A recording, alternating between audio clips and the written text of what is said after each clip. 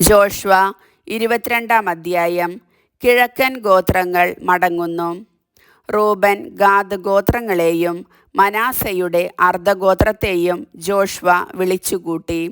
അവൻ അവരോട് പറഞ്ഞു, കർത്താവിൻ്റെ ദാസനായ മോശ നിങ്ങളോട് കൽപ്പിച്ചതെല്ലാം നിങ്ങൾ അനുസരിച്ചു.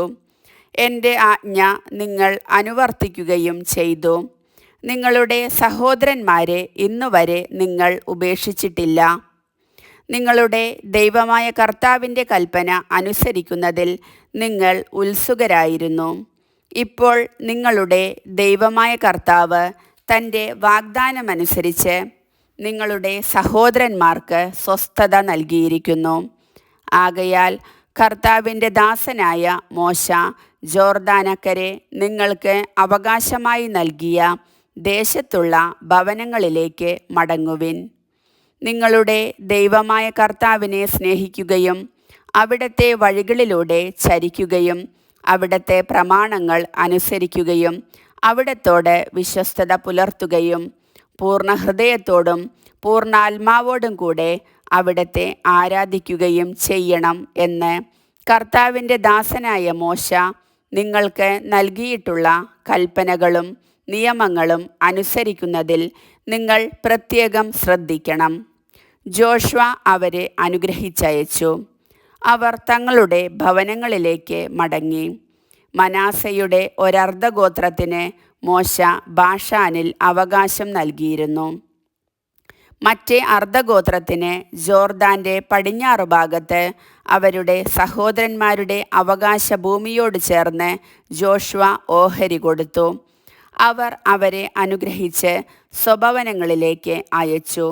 അവൻ പറഞ്ഞു, വളരെയധികം കന്നുകാലികൾ, വെള്ളി, സ്വർണം, പിച്ചള, ഇരുമ്പ്, വസ്ത്രങ്ങൾ എന്നിവയോടുകൂടി സമ്പന്നരായി നിങ്ങളുടെ ഭവനങ്ങളിലേക്ക് മടങ്ങിപ്പോകുവിൻ.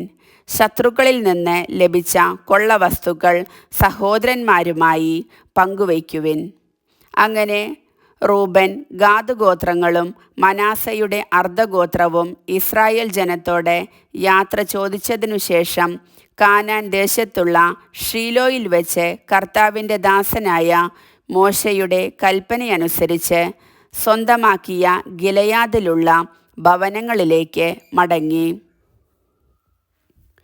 ജോർദാനു സമീപം ബലിപീഠം. റൂബൻ ഗാദ് ഗോത്രങ്ങളും മനാസയുടെ അർദ്ധഗോത്രവും കാനാൻ ദേശത്ത് ജോർദാനു സമീപം എത്തിയപ്പോൾ നദീതീരത്ത് വലിയൊരു ബലിപീഠം നിർമ്മിച്ചു.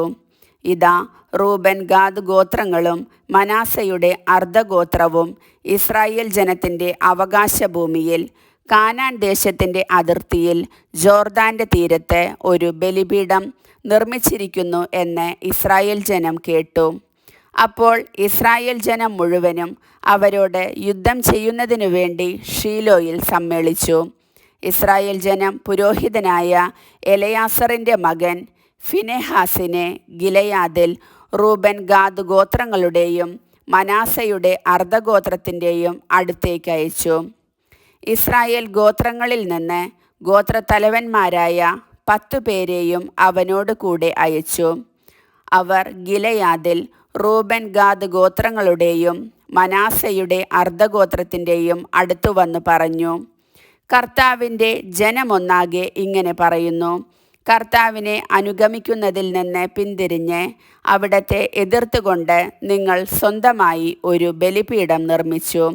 ഇസ്രായേലിൻ്റെ ദൈവത്തിനെതിരെ എന്തൊരതിക്രമമാണ് നിങ്ങൾ ഇന്ന് പ്രവർത്തിച്ചിരിക്കുന്നത്. പെയോറിൽ വെച്ച് നമ്മൾ പാപം ചെയ്തു. അതിനു ശിക്ഷയായി കർത്താവ് ജനത്തിൻ്റെ മേൽ മഹാമാരി അയച്ചു. ആ പാപത്തിൽ നിന്ന് ഇന്നും നമ്മൾ ശുദ്ധരായിട്ടില്ല. ഇത് പോരാഞ്ഞിട്ടാണോ കർത്താവിനെ അനുഗമിക്കുന്നതിൽ നിന്ന് പിന്തിരിയാൻ നിങ്ങൾ ഭാവിക്കുന്നത്? ഇന്നു നിങ്ങൾ കർത്താവിനോട് മറുതലിക്കുന്നെങ്കിൽ നാളെ അവിടുന്ന് ഇസ്രായേൽ ജനം മുഴുവനോടും കോപിക്കും. ആകയാൽ നിങ്ങളുടെ ദേശം അശുദ്ധമെങ്കിൽ കർത്താവിൻ്റെ കൂടാരം സ്ഥിതി ചെയ്യുന്ന ദേശത്ത് വന്ന് ഞങ്ങളുടെ ഇടയിൽ ഒരു സ്ഥലം സ്വന്തമാക്കണം. നമ്മുടെ ദൈവമായ കർത്താവിൻ്റെ ബലിപീഠമല്ലാതെ മറ്റൊന്ന് നിർമ്മിച്ചുകൊണ്ട് അവിടത്തോട് മത്സരിക്കുകയോ അതിലേക്ക് ഞങ്ങളെ വലിച്ചിഴയ്ക്കുകയോ ചെയ്യരുത്. സേറായുടെ മകൻ ആഖാൻ നേർച്ച വസ്തുക്കളുടെ കാര്യത്തിൽ അവിശ്വസ്തത കാണിക്കുകയും അതിൻ്റെ ശിക്ഷ ഇസ്രായേൽ ജനം മുഴുവൻ അനുഭവിക്കുകയും ചെയ്തില്ലേ? അവൻ്റെ തെറ്റിന് അവൻ മാത്രമല്ലല്ലോ നശിക്കേണ്ടി വന്നത്. റൂബൻ ഗാദ് ഗോത്രങ്ങളും മനാസയുടെ അർദ്ധഗോത്രവും ഇസ്രായേൽ ഗോത്രത്തലവന്മാരോട് പറഞ്ഞു, സർവശക്തനായ ദൈവമാണ് കർത്താവ്.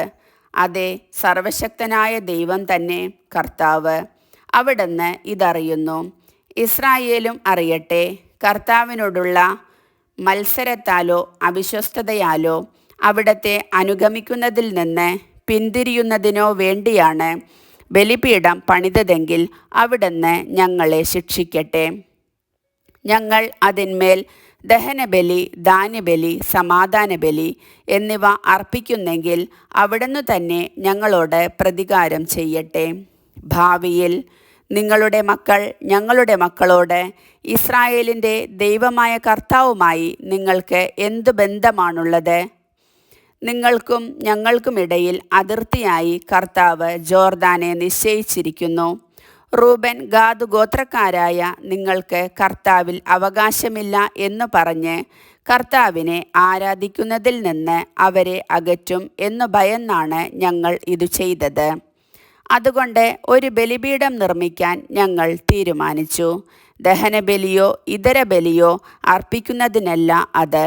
പ്രത്യുത ഞങ്ങൾക്കും നിങ്ങൾക്കും മധ്യേ നമ്മുടെ പിൻതലമുറകൾക്കിടയിൽ ഒരു സാക്ഷ്യമായാണ് അത് നിർമ്മിച്ചത്. കർത്താവിൻ്റെ സന്നിധിയിൽ ഞങ്ങൾ ദഹനബലിയും സമാധാന ബലിയും മറ്റു ബലികളും അർപ്പിക്കുന്നത് ഭാവിയിൽ നിങ്ങളുടെ മക്കൾ ഞങ്ങളുടെ മക്കളോട് കർത്താവിൽ നിങ്ങൾക്ക് ഓഹരിയില്ല എന്ന് പറയാതിരിക്കാൻ വേണ്ടിയാണ്. ഞങ്ങളോടോ ഞങ്ങളുടെ പിൻഗാമികളോടോ ഭാവിയിൽ അവർ ഇങ്ങനെ ചോദിക്കുകയാണെങ്കിൽ ഞങ്ങൾ പറയും, ബലിക്കോ ദഹനബലിക്കോ അല്ല, നിങ്ങൾക്കും ഞങ്ങൾക്കും മധ്യേ ഒരു സാക്ഷ്യത്തിനായി കർത്താവിൻ്റെ ബലിപീഠത്തിൻ്റെ ഒരു മാതൃക ഞങ്ങളുടെ പിതാക്കന്മാർ നിർമ്മിച്ചതാണിത്. കർത്താവിൻ്റെ കൂടാരത്തിൻ്റെ മുൻപിലുള്ള ബലിപീഠമല്ലാതെ ദഹനബലിക്കോ ധാന്യബലിക്കോ ഇതര ബലികൾക്കോ വേണ്ടി മറ്റൊരു ബലിപീഠമുണ്ടാക്കി കർത്താവിനെതിരെ മത്സരിക്കുകയും അവിടുത്തെ മാർഗങ്ങളിൽ നിന്ന് വ്യതിചലിക്കുകയും ചെയ്യാൻ ഞങ്ങൾക്ക് ഇടവരാതിരിക്കട്ടെ. റൂബൻ ഗാദ് മനാസെ ഗോത്രങ്ങൾ പറഞ്ഞ ഈ വാക്കു കേട്ട് പുരോഹിതനായ ഫിനെഹാസും അവൻ്റെ കൂടെയുണ്ടായിരുന്ന ശ്രേഷ്ഠന്മാരും ഇസ്രായേലിലെ ഗോത്രത്തലവന്മാരും തൃപ്തരായി. പുരോഹിതനായ എലയാസറിൻ്റെ മകൻ ഫിനെഹാസ് അവരോട് പറഞ്ഞു, കർത്താവ് നമ്മുടെ മധ്യത്തിലുണ്ടെന്ന് ഇന്നു ഞങ്ങൾ അറിയുന്നു. എന്തെന്നാൽ നിങ്ങൾ കർത്താവിനെതിരെ അകൃത്യം ചെയ്തില്ല. നിങ്ങൾ ഇസ്രായേൽ ജനത്തെ കർത്താവിൻ്റെ കോപത്തിൽ നിന്ന് രക്ഷിച്ചിരിക്കുന്നു. പുരോഹിതനായ എലയാസറിൻ്റെ മകൻ ഫിനെഹാസും സമൂഹ നേതാക്കളും ഗിലെയാദിൽ റൂബൻ ഗാദ് ഗോത്രങ്ങളുടെ അടുക്കൽ നിന്ന് കാനാൻ ദേശത്ത് തിരിച്ചുവന്ന് ഇസ്രായേൽ ജനത്തെ വിവരമറിയിച്ചു. ഈ വാർത്ത ഇസ്രായേലിനെ സന്തോഷിപ്പിച്ചു. റൂബൻ ഗാദ് ഗോത്രങ്ങൾ വസിക്കുന്ന നാട് നശിപ്പിക്കാൻ യുദ്ധം ചെയ്യുന്നതിനെക്കുറിച്ച് അവർ പിന്നീട് സംസാരിച്ചില്ല. അവർ ദൈവത്തെ സ്തുതിച്ചു. കർത്താവാണ് ദൈവം എന്നതിന് ഇതു നമ്മുടെ ഇടയിൽ ഒരു സാക്ഷ്യമായിരിക്കും എന്നു പറഞ്ഞ് റൂബൻ ഗാദ് ഗോത്രങ്ങൾ ആ ബലിപീഠത്തിന് സാക്ഷ്യം എന്നു പേരിട്ടു. കർത്താവിൻ്റെ വചനം.